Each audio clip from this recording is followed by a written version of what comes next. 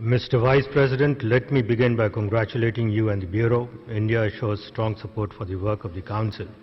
We also acknowledge the efforts of the High Commissioner for Human Rights and his office towards promotion and protection of human rights. The Council remains the premier human rights body within the UN system. It is our responsibility to ensure that the activities of the Council are indeed contributing to the core mandate of promoting universal respect for the protection of all human rights and fundamental freedoms for all.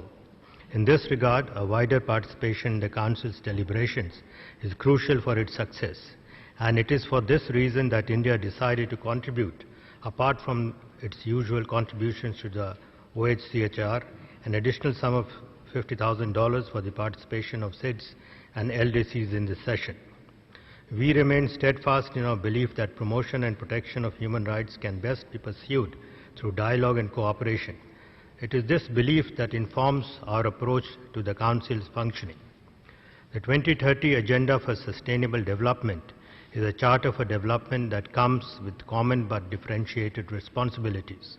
In a globalized world, the silos in which the international relations seem to have worked have been left redundant. Thus, the interconnectedness of peace and security and development and human rights needs to be well appreciated. By the same logic, the solutions to our global problem do overlap across the present silos. A focus on development is likely to show an improved human rights record.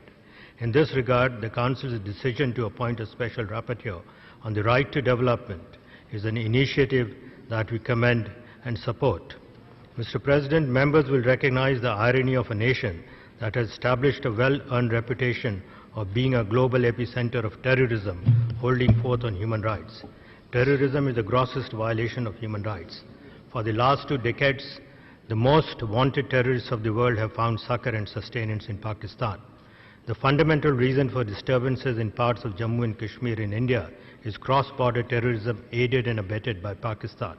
For many years now, Pakistan has carried out an intense campaign to destabilize the situation in the Indian state of Jammu and Kashmir by promoting infiltration and cross-border terrorism, inciting, promoting and glorifying violence and unrest in the Indian state, and raking up the matter through baseless allegations.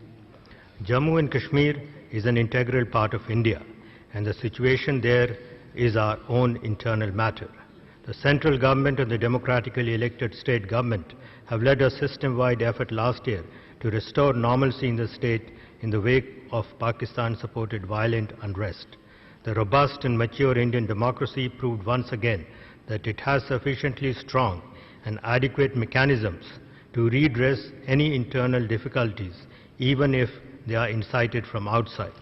The Prime Minister of India, Mr. Modi, had announced a US $12 billion package which is being fast-tracked. Normalcy has returned as 99% of the students of Jammu and Kashmir had taken their house school examinations and schools have reopened yesterday. I would also like to point out that Pakistan's unwarranted references to United Nations Security Council resolutions are grossly misleading, as Pakistan was required to vacate the parts of the state of Jammu and Kashmir under its illegal enforced occupation. Pakistan has thus created terrorist outfits against India. This monster is now devouring its own creator.